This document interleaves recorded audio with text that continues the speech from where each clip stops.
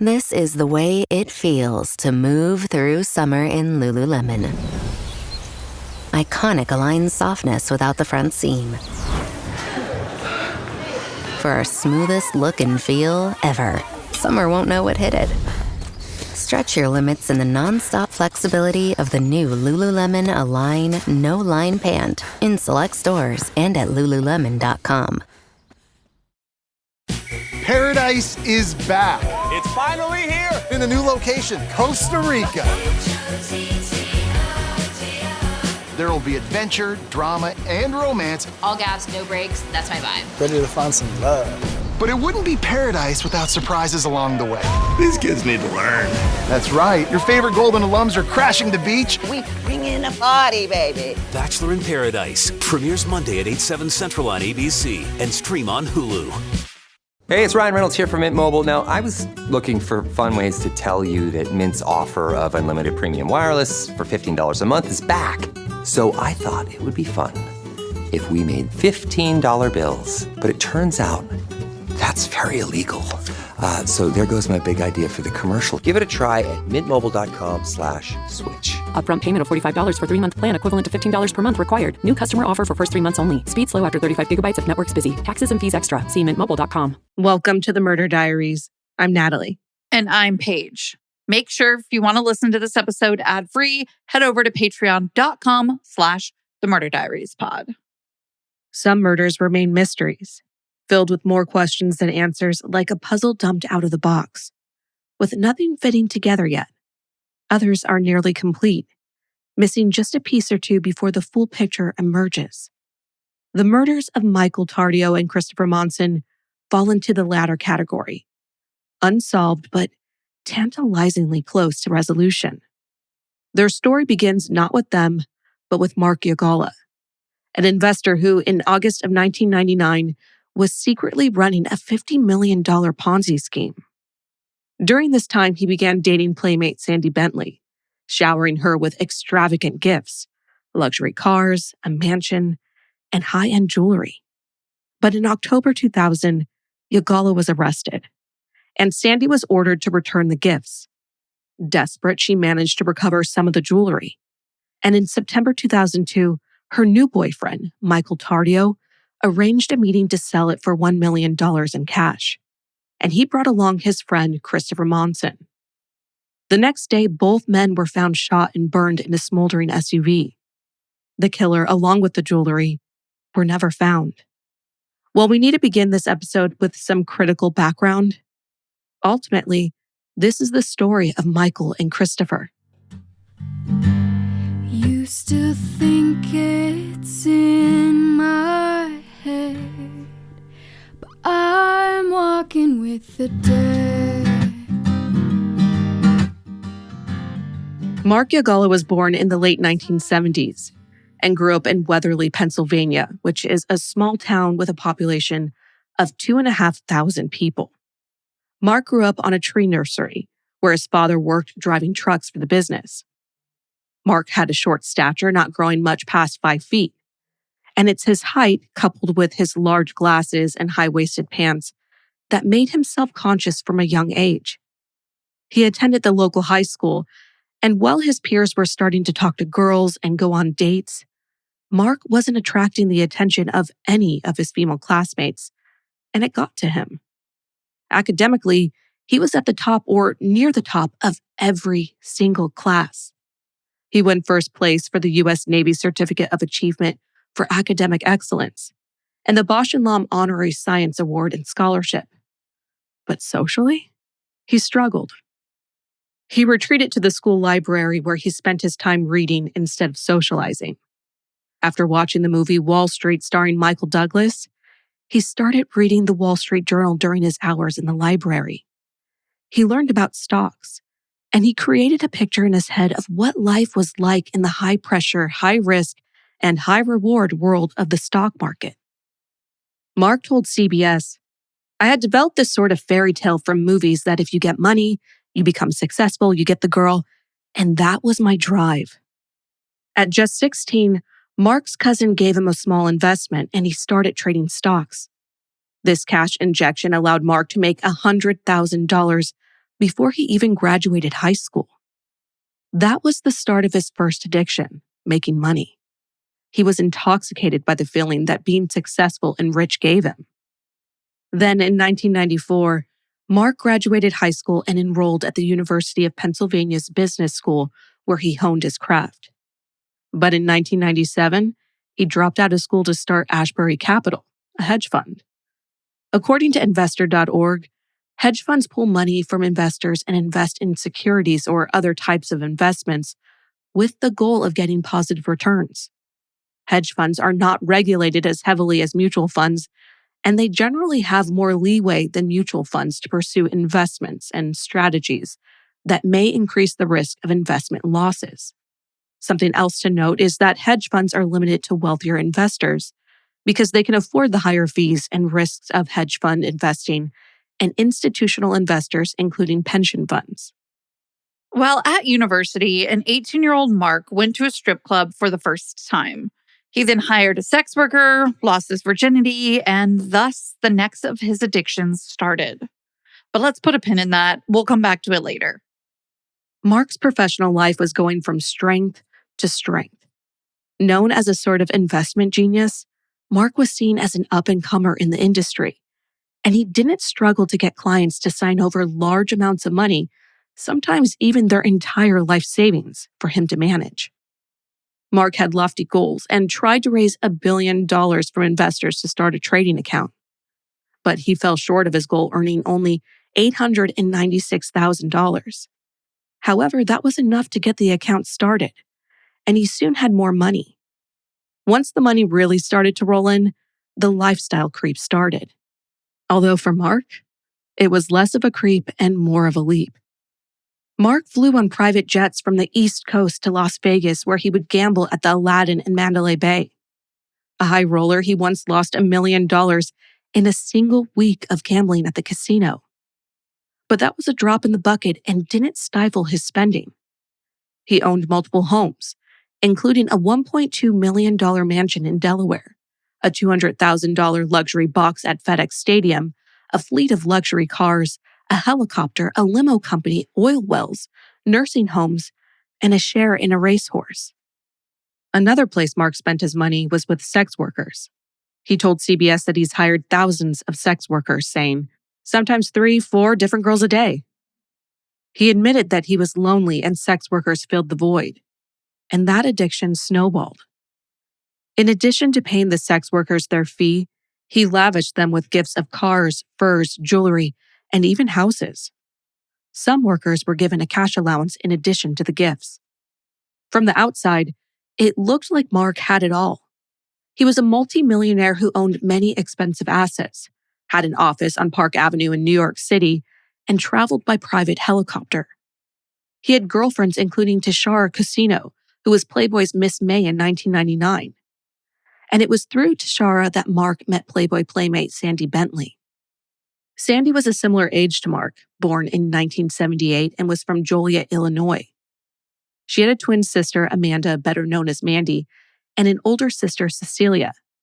Sandy and Mandy had met Hugh Hefner at the Garden of Eden, which the LA Times described as being a glitzy Hollywood club frequented by actors, models, and hanger-ons in 1999.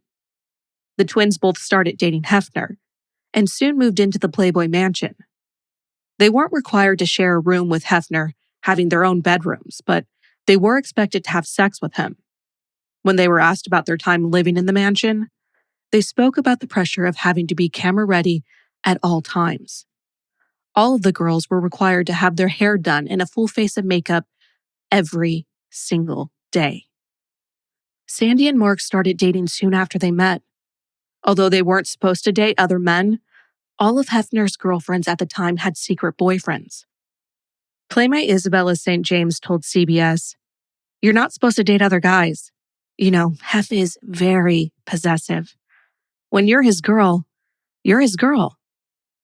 The day after meeting Sandy, Mark bought her a Mercedes 500 SL. It was worth $95,000. And that was just the start.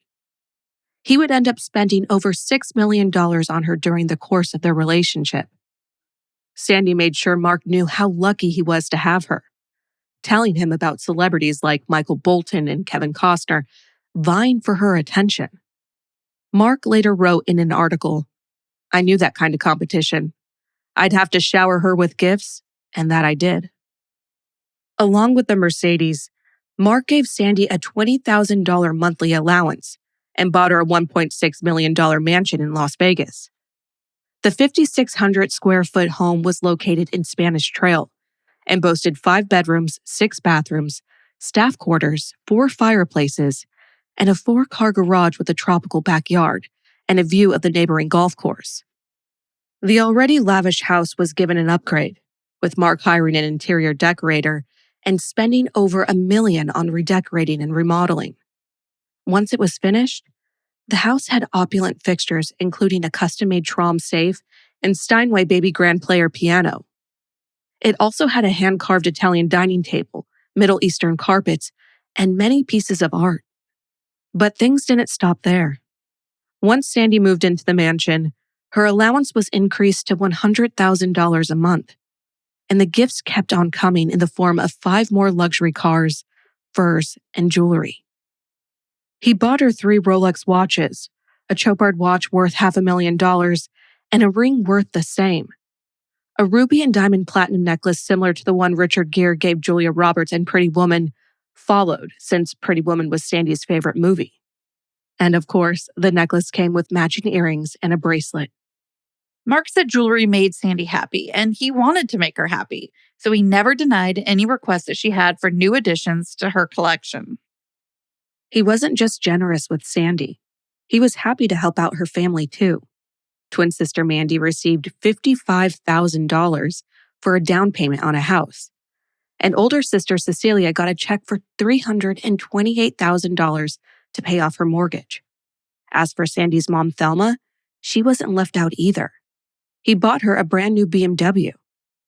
Sandy's friends went with the couple on trips and enjoyed all expenses paid vacations to locations all around the world. In 1 month, Mark spent $708,000, and this was said to be a pretty typical month of spending. The charges included $500,000 on private jet flights, $25,000 at Fau Schwartz, $60,000 at the Four Seasons in New York, and $8,000 at a hotel in Hawaii from a trip that Mark went on alone. Sandy also loved to shop, and she would spend thousands of dollars in a single day. In one example, she spent $9,000 at a boutique in LA and then flew to New York and spent another $6,000 at a boutique in that city. She also loved dining out and partying at the Garden of Eden nightclub. But eventually Hugh Hefner found out about Sandy and Mark, and he kicked Sandy and Mandy out of the mansion. But not before they had posed on the cover of the May 2000 issue of Playboy, their dream and goal. Since they had achieved their goal, the twins weren't that upset about being asked to leave the mansion. In fact, they later said it was nice not to have to be camera ready every minute of every day. After leaving Playboy, Sandy and Mandy started their own website and started making small appearances on TV shows. It wasn't long before it became clear that the money Mark was spending was no longer his own. An investor, Mary Fusco, was an 88-year-old widow from New York that Mark was working with. And in conversations with Mary, he had shown her the expensive gifts that he was planning on giving Sandy, and he said that he was in love with her and wanted to marry her. But Mary was worried when she heard this. She was feeling protective and almost motherly about Mark. She worried he was wasting his money on this woman. Little did she know that the money he was spending wasn't his. It belonged to her and the 109 other investors who had entrusted Mark with their life savings. In the summer of 2000, a federal investigation was started, looking into reports of illicit losses from Mark's hedge fund. It was speculated that Mark had started using investors' money to fund his lavish lifestyle. And this would end up being fact. Instead of investing the money, Mark was spending it on Sandy, essentially running a Ponzi scheme. Cornell Law School says Ponzi schemes are a type of investment fraud in which investors are promised artificially high rates of return with little or no risk. Original investors and the perpetrators of the fraud are paid off by funds from later investors. But there is little or no actual business activity that produces revenue. The scheme generates funds from previous investors so long as there is a consistent flow of funds from new investors. This gives the impression that the earlier investments drastically increased in value in a short period of time. The scheme inevitably collapses when too many investors demand redemption or when the scheme fails to attract a sufficient number of new investments. Now, it wasn't Mark's intention to run a Ponzi scheme, but it was what he chose to do after the stock market started to drop, and he could no longer get the 50% returns he was used to getting for his clients. And by June of 2000, the hedge fund wasn't even profiting. It was losing money. And instead of trying to correct the change in the market, Mark gave up investing the money altogether. The hedge fund money became Mark's money, and in turn, it became Sandy's money as Mark continued to fund the lifestyle that was now well beyond his means. And to cover his tracks, Mark made fake statements for his clients that showed an 80% return on their money, crazy numbers, especially for the time. And because the clients trusted Mark, they continued to invest. By September, the account was nearly $300,000 in the red, and Mark owed $7 million to a brokerage firm. The check he sent them bounced, and they set to work trying to hunt down their money. All told, Mark was on the hook for nearly $50 million. By October, some of the investors were getting suspicious and started asking questions. Mark tried to raise $1 million to get some of them off his back so he could return their money and make it seem like everything was still okay. He flew to Las Vegas and tried to sell off some of his assets, such as his helicopter, houses, and cars, but there were no buyers. Summer is finally here, but between beach days, weekend getaways, and backyard barbecues, if you're anything like me, your to-do list isn't getting any shorter.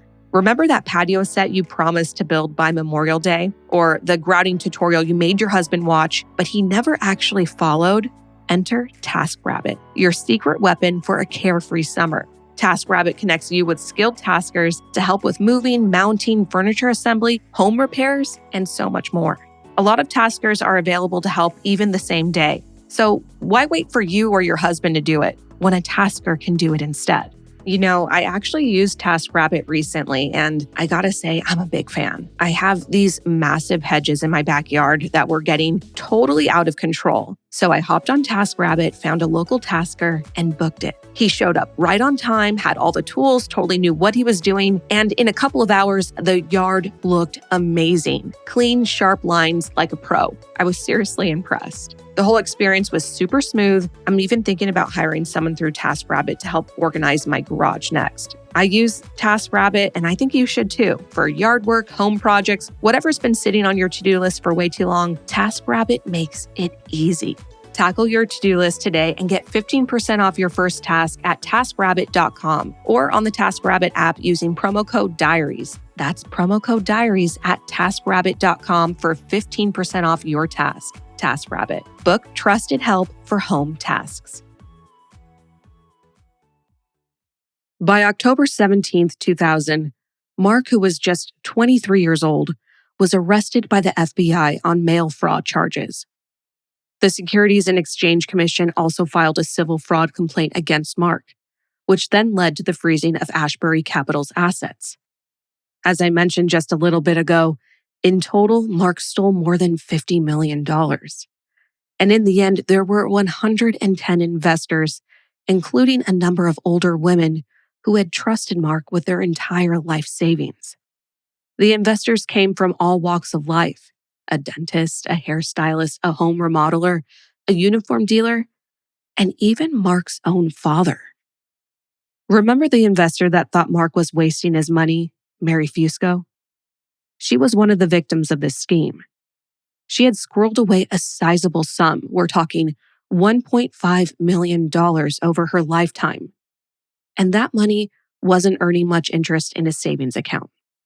With medical bills for her being 88 years old and her daughter who lived with the immune system destroying Epstein-Barr virus piling up, Mary wanted to explore other options of investing her money. She confided in a friend about her worries, and that friend, who was a client of Mark's, sent Mary his way.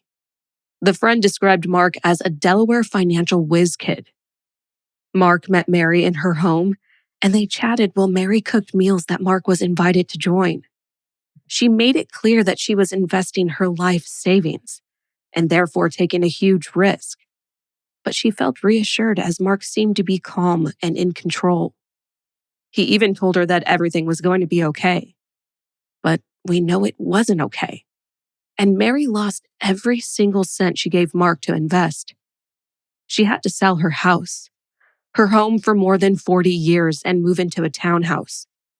She then had to sell everything she could, from jewelry to vintage clothing, in order to try and get by.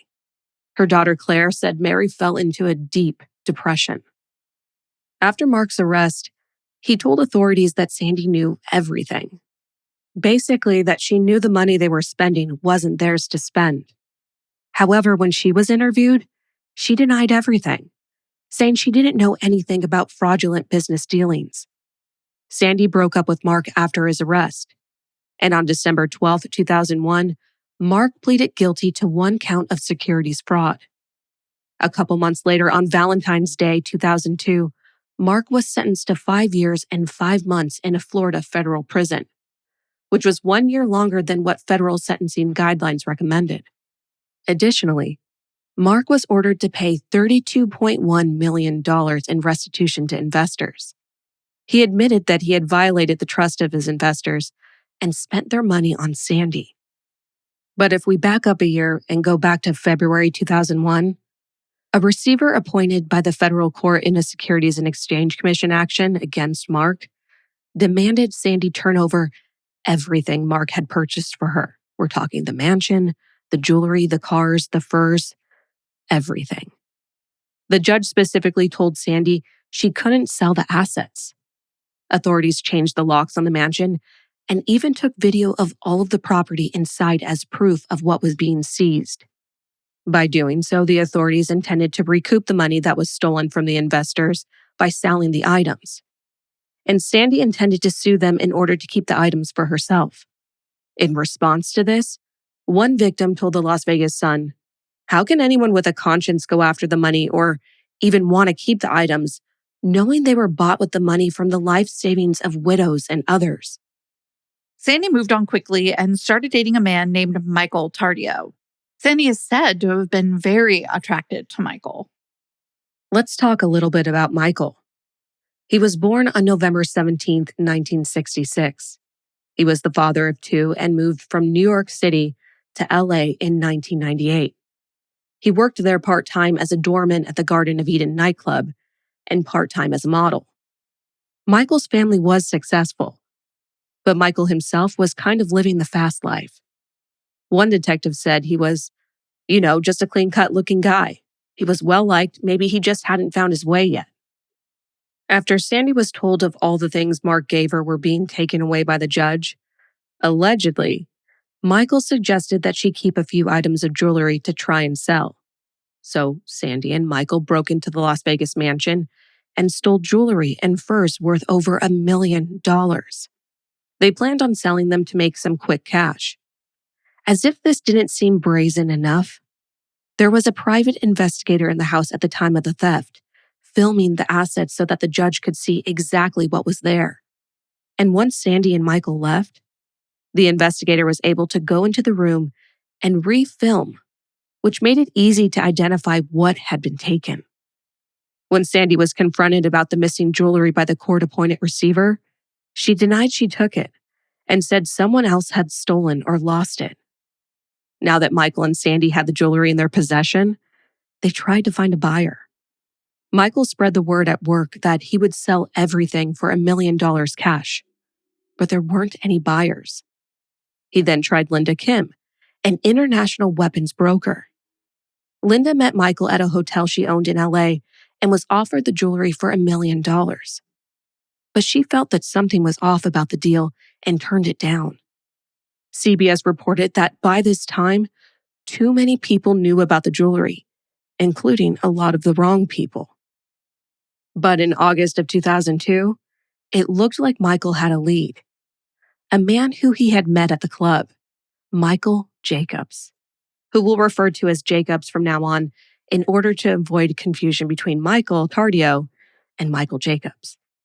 Jacobs was a convicted felon and likely had some connections. He also said he knew a guy interested, Mr. Big. Michael agreed to meet Mr. Big on September 1st. He rented a Mercedes SUV for the meet and tried to source a cash counting machine to speed up the transaction. Michael then started looking for someone to come with him to the meeting, someone who could provide some backup.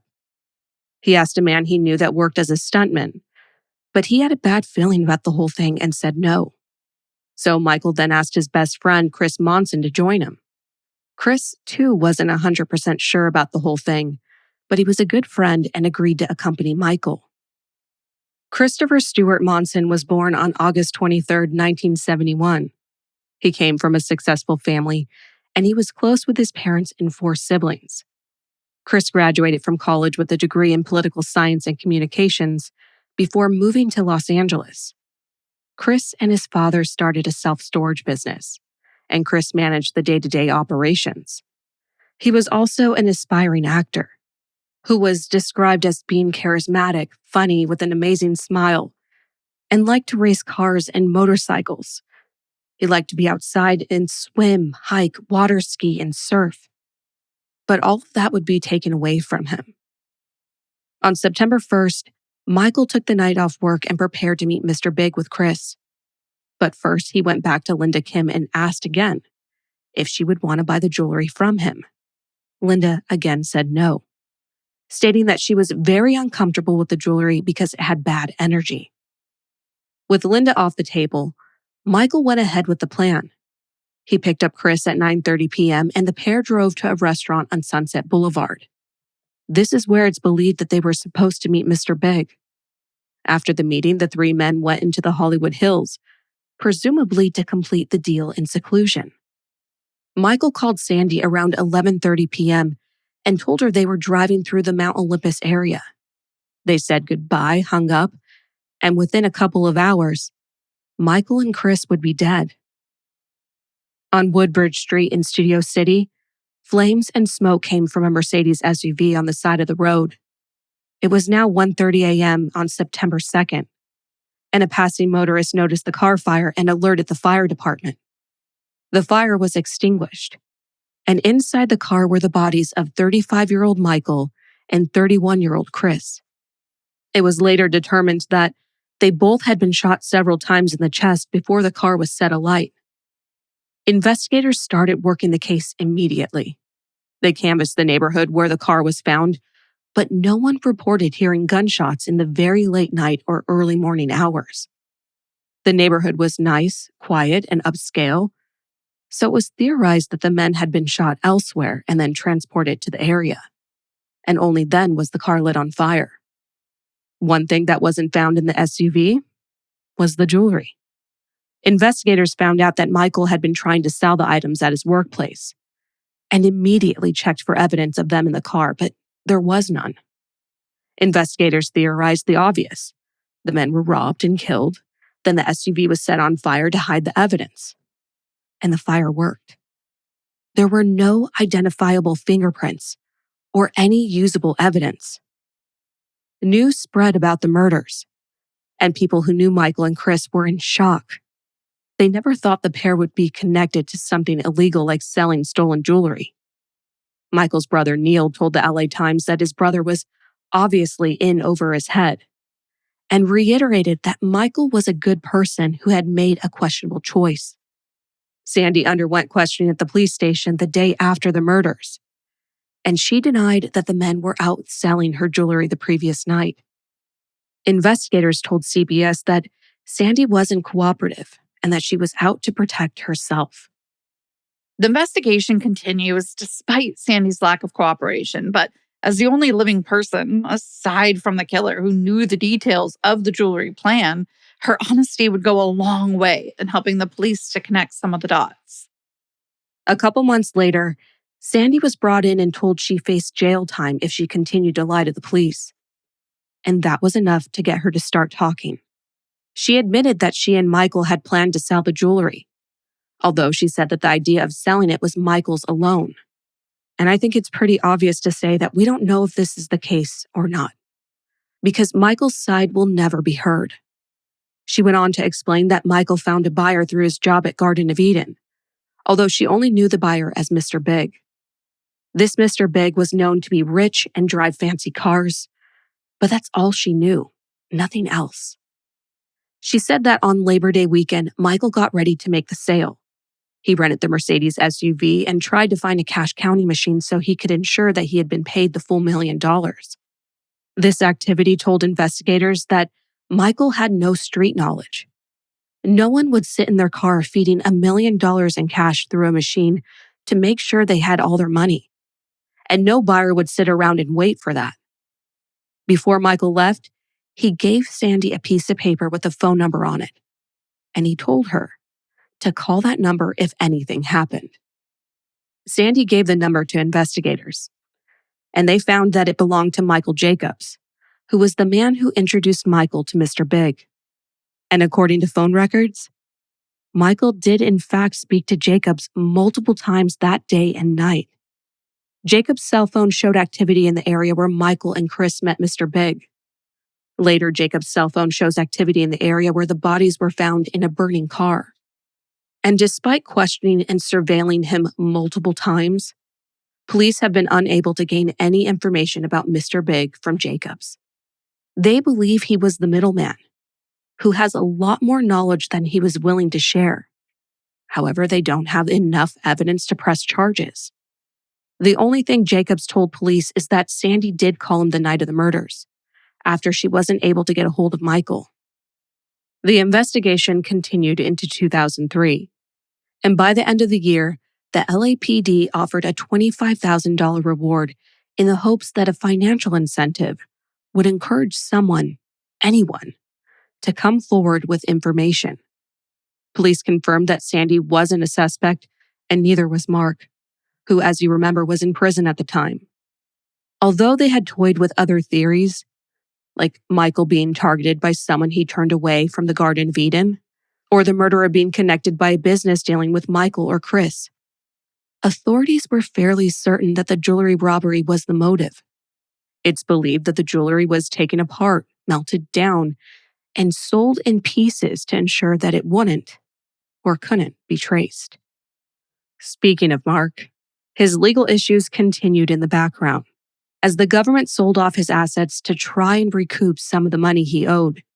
They managed to sell the Las Vegas mansion and 9 luxury cars for $1.3 million. But that was a drop in the bucket when he was rumored to owe more than $50 million.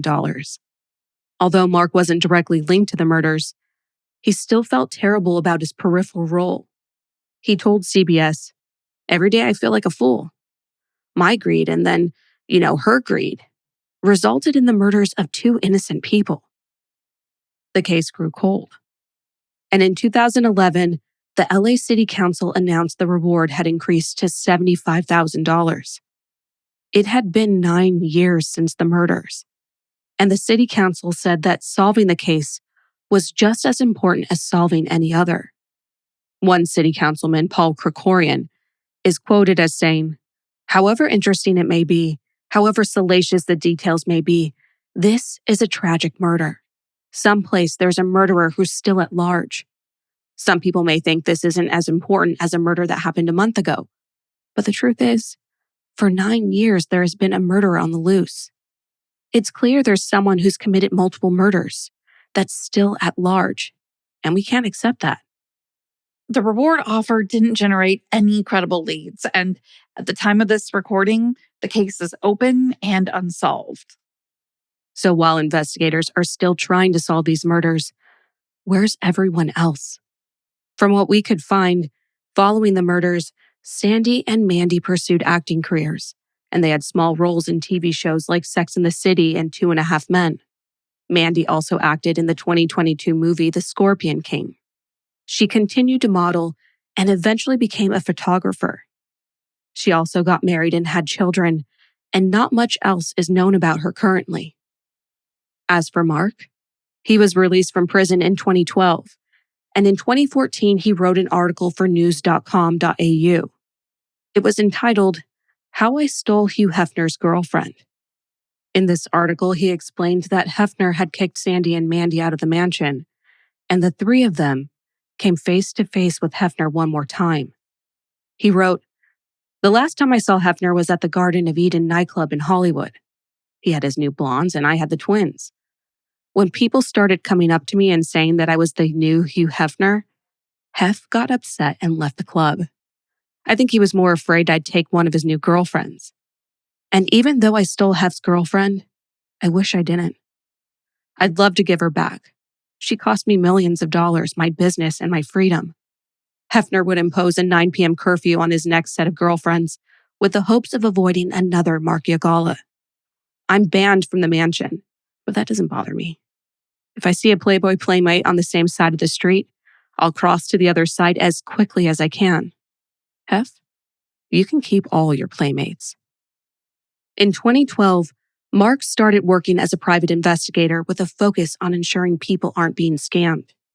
He gives advice and tips to people who are investing their money to make sure they aren't giving their money to someone like him. He advises people not to invest with men who have an attractive wife or girlfriend, to use their common sense. And if the promised returns sound too good to be true, well, they probably are. Mark also started a blog called Seeking Alpha and wrote a book called Wall Street Joyride, the true story of a prodigy, the Playmates, and the missing $50 million. Currently, Mark lives in Thailand working as a private investigator and writing his blog. If you have any information regarding the murders of Michael Tardio and Christopher Monson, please contact the Los Angeles Police Department at 800-222-TIPS. That's 800-222-TIPS. We'll see you next Thursday for another episode of True Crime Case Coverage. And make sure to tune in Monday for our unscripted episodes. Make sure in the meantime to follow us on all of our socials at The Murder Diaries Pod. And if you want to listen ad-free, head over to patreon.com/The Murder Diaries Pod. Until then, stay safe. Bye.